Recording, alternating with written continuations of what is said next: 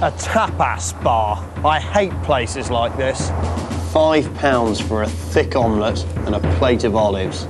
It's not my idea of value for money.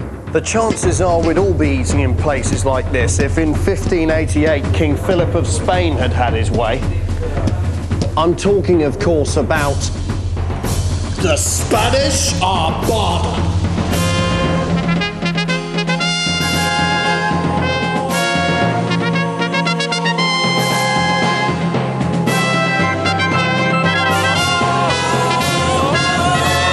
We are history!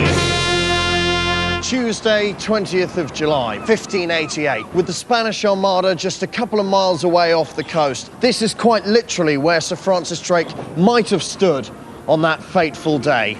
We know that Drake, the great British explorer and sea general, indulged in a game of bowls that balmy Sunday afternoon. Aisle 13, aisle 13, the Spanish are coming, the Spanish are coming. Drake refused to stop playing. He was on split pins and the Spanish could wait. As the Earl of Leicester would later comment, that man had balls. Weston-super-Mare at the height of its tourist season. New evidence unearthed by local enthusiasts suggests, despite overwhelming evidence to the contrary, that this was the exact site where Drake first spotted the enemy ships. So, how did Drake's tiny fleet manage to smash the might of Spain? And what would England have been like if they hadn't? We need to look at both why what happened happened and why what didn't happen, and what would have happened if what hadn't happened had happened. I've only got 24 hours to sort all of this out, and I've already wasted some of it talking to you.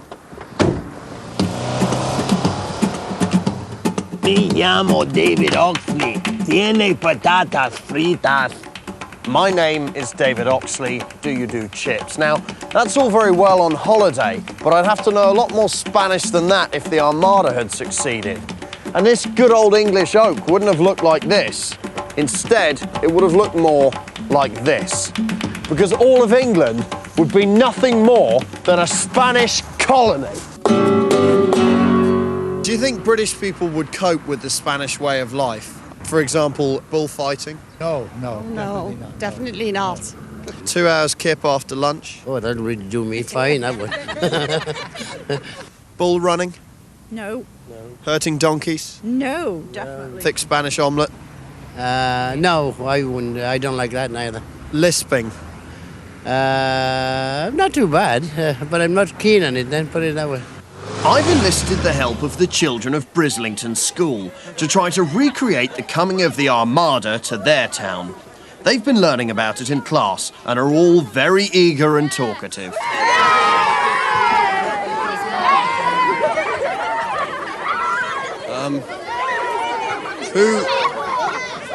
Who knows anything about the Spanish? Who's studying the Armada?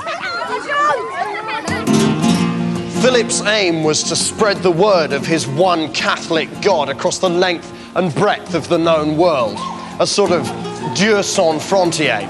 Against Elizabeth's fiercely Protestant England, it was always going to be a heavyweight bout. And there's only one way to finish a fight like that, and it's a knockout.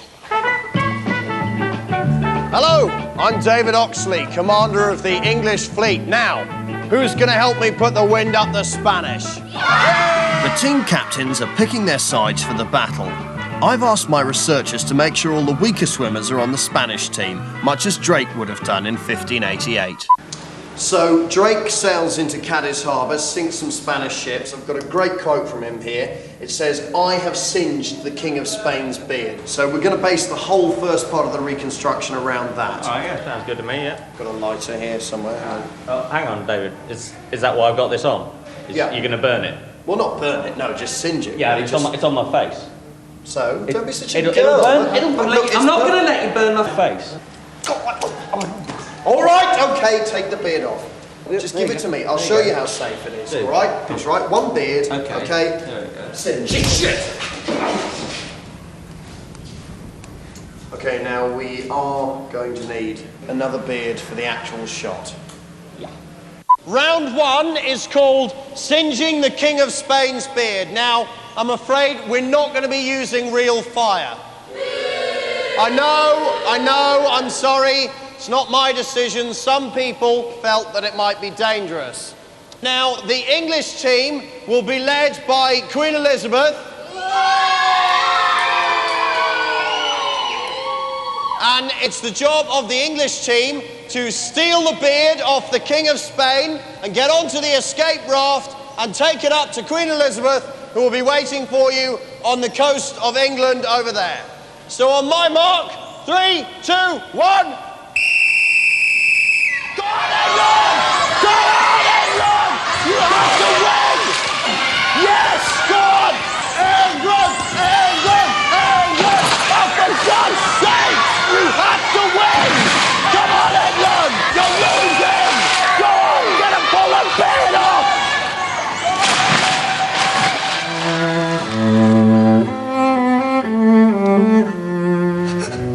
You're a disgrace! I can't believe you let the Spanish win! For God's sake! You know, what would Drake say? Shut up, Miles! You shut your face! It's historically inaccurate! The English won! If the Spanish had been victorious, there wouldn't be any cricket or croquet. Instead, in cities and towns all over the country, there would be only one sport: bull running. Of course, I can't use real bulls, that would be dangerous, so instead, I'm using pit bulls. Okay, release the dogs!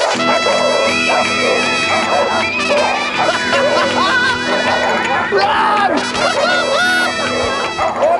So how did the people of Weston-super-Mare prepare for the coming of the Armada? If I wanted to know about a Spanish invasion today, I'd just turn on the television. But we can deduce from primary sources that the Elizabethans probably didn't have television.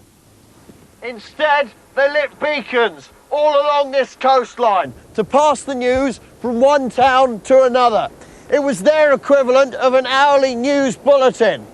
Just imagine Anna Ford on a hill over there, Nicholas Witchell on the next, and Zainab Badawi up there. All of them on fire.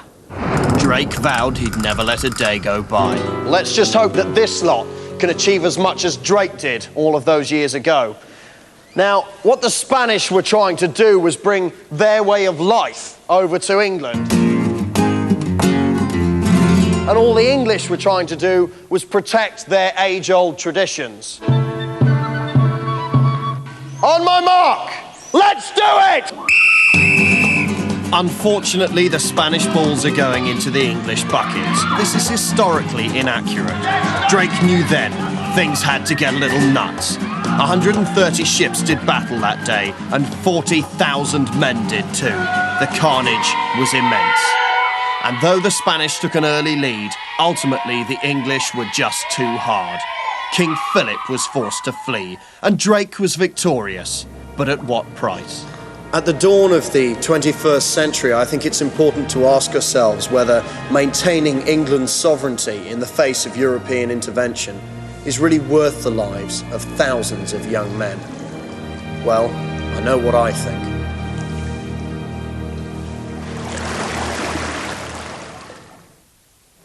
All right, where are my clothes? Come on, where's my towel?